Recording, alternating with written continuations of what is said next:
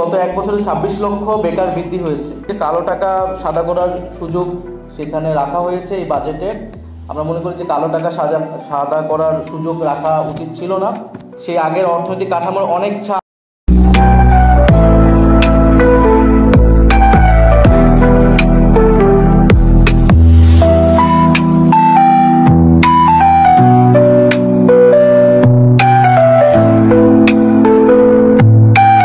বাজেটের মধ্যে দেখা যাচ্ছে। বাজেটে আমরা সেই আয় বৈষম্য কমানোর এমন কার্যকর উদ্যোগ দেখিনি। সরকার এই বর্তমান সময়ে যে অর্থনৈতিক সমস্যাগুলো, সেই সমস্যাগুলো তারা অ্যাড্রেস করতে পেরেছে, কিন্তু তার প্রপার সলিউশন বা স্ট্র্যাটেজি বা যেই ভিশনটার কথা আমরা বলতেছি বৈষম্যহীন সমাজে, সেইটা এই বাজেটের মধ্যে দিয়ে আসেনি। এটা এক বছরের জন্য বাজেট হলেও, সেটার বাস্তব ভিত্তিক হলেও কিন্তু সেটার নতুন বন্দোবস্তের যে আকাঙ্ক্ষা, অর্থনৈতিক রূপান্তরের যে আকাঙ্ক্ষা, সেই আকাঙ্ক্ষার পূর্ণ প্রতিফলন ঘটেনি বলে আমরা মনে করছি। যেহেতু আগের যে অর্থনৈতিক কাঠামো, যে লুটপাটের অর্থনীতি এবং ঋণগ্রস্ত অবস্থা ছিল, সেই অর্থনৈতিক বাস্তবতায় সরকারকে পরিচালিত হতে হচ্ছে এবং বাজেট প্রণয়ন করতে হয়েছে। ফলে সেই কাঠামোর ভিতরেই এই বাজেটটা প্রণয়ন করা হয়েছে এবং সেই আগের অর্থনৈতিক কাঠামোর অনেক ছাপ এই বাজেটের মধ্যে দেখা যাচ্ছে।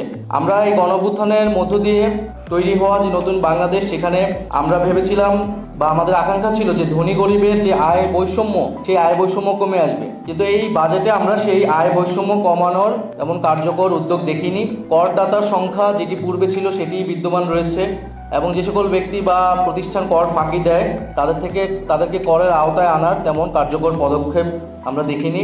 এর ফলে নিম্নবিত্ত এবং মধ্যবিত্তের উপর যেই চাপ ছিল, করের চাপ, সেটি কিন্তু অব্যাহত থাকবে। কিছু পণ্যের, নিত্য প্রয়োজনীয় পণ্যের কর কমানো হলেও আমাদের কিন্তু তাদের উপর যেই চাপ, সেই চাপ কিন্তু গুণগতভাবে আসলে কমবে না।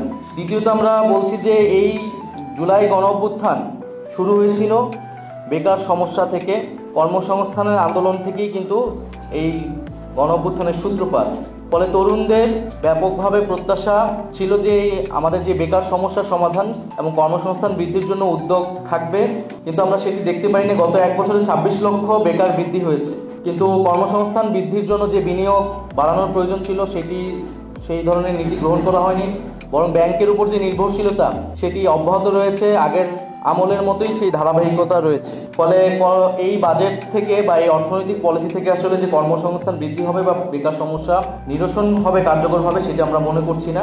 শিক্ষা, স্বাস্থ্য এবং বিজ্ঞান প্রযুক্তি খাতেও তেমন নতুনত্ব নেই, বরং শিক্ষায় ন্যূনতম 2%, জিডিপি 2% বরাদ্দ থাকাটা আমরা উচিত বলে মনে করছি এই সময়। সেটা 1.7% হয়েছে। একইভাবে স্বাস্থ্য বা অন্যান্য খাতেও সেই বরাদ্দ বৃদ্ধি হয়নি। আরেকটি গুরুত্বপূর্ণ বিষয় হচ্ছে যে প্রবাসী শ্রমিকদের বিষয়ে আমরা চেয়েছিলাম যে তাদের প্রতিও সরকারের নজর থাকবে এই বাজেটে, কারণ এই অর্থনৈতিক ভঙ্গুর অবস্থা থেকে কিন্তু রেমিটেন্স, প্রবাসী শ্রমিকদের যে রেমিটেন্স আমরা পাই তাদের থেকে, সেটা একটা গুরুত্ব বহন করে এই অর্থনৈতিক ব্যবস্থার উন্নয়নের জন্য।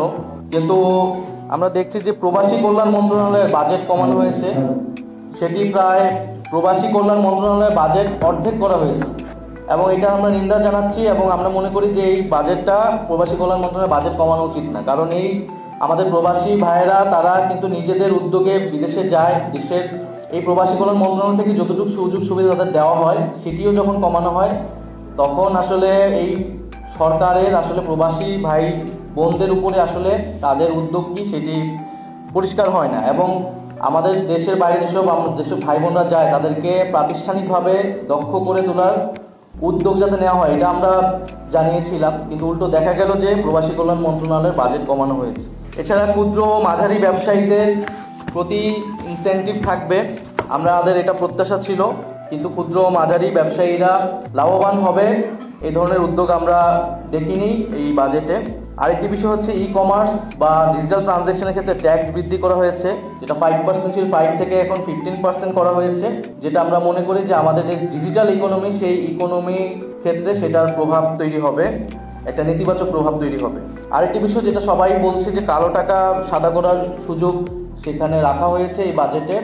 আমরা মনে করি যে কালো টাকা সাদা করার সুযোগ রাখা উচিত ছিল না এবং এটা তো একটা রেজিম চেঞ্জ হয়েছে, রেজিম চেঞ্জের পরে আসলে এই ইনসেন্টিভ দিয়েও আসলে কালো টাকা যে সাদা করা খুব সম্ভব হবে সেটিও না। তাই এই জিনিসটা কালো টাকা সাদা করার সুযোগটা আসলে বন্ধ করা উচিত। আর সর্বোপরি যে জুলাই আহত শহীদ পরিবার এবং আহতদের জন্য 405 কোটি টাকা বরাদ্দ করা হয়েছে, আমরা এটাকে সাধুবাদ জানাই।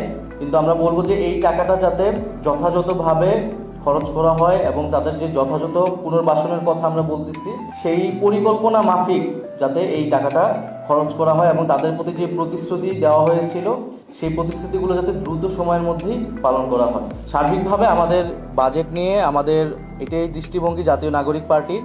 আমরা সরকারের ভিতরে এই বাজেটের ভিতরে সরকারের অনেক চেষ্টা ছিল আমরা দেখেছি, কিন্তু অর্থনৈতিক রূপান্তরের সেই ভীষণ বা কৌশলটা এই বাজেটের মধ্যে সম্পূর্ণভাবে আসেনি বলে আমরা মনে করি।